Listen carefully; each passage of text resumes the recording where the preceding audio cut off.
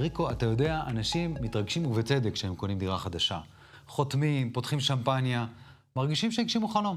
נכון, דני. ואז, שבוע אחר כך, מגלים שאין להם שקל ליד המיטה. בדיוק. אז בשביל שלא ניפול על טעויות כאלה, הבאנו את עדי לוין, מעצבת פנים, שתסביר לנו על מה חשוב לשים דגש עוד לפני החתימה על החוזה לקניית דירה. שלום עדי. שלום דני וריקו.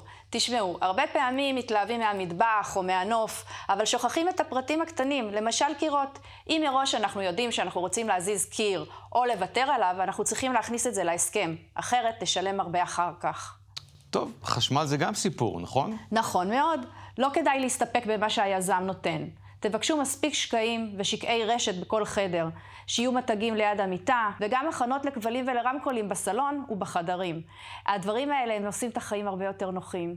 ומה עם אינסטלציה? יש בכלל מה לדבר על זה? יש שינויים שצריך לעשות שם? בהחלט. כדאי גם לשדרג את הניאגר על האיכותית יותר, לבקש נקודות שטפן ליד כל אסלה, וגם לדאוג להנמכות גבס בחדרי הרחצה.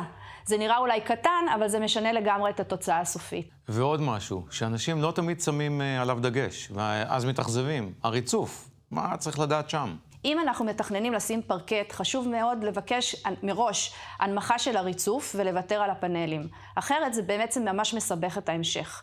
בנוסף, כדאי גם לשדרג את העריכים לגדולים יותר במרפסת ובגג.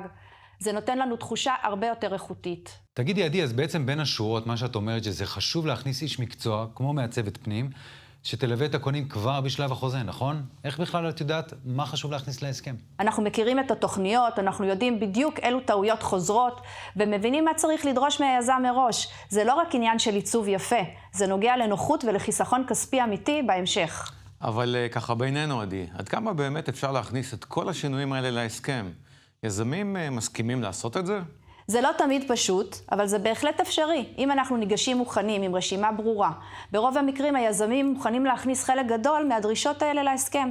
אז בעצם עדי, כל הדברים האלה, זה בעצם ההבדל בין דירה בסיסית לדירה שבאמת מתאימה לצרכים שלנו.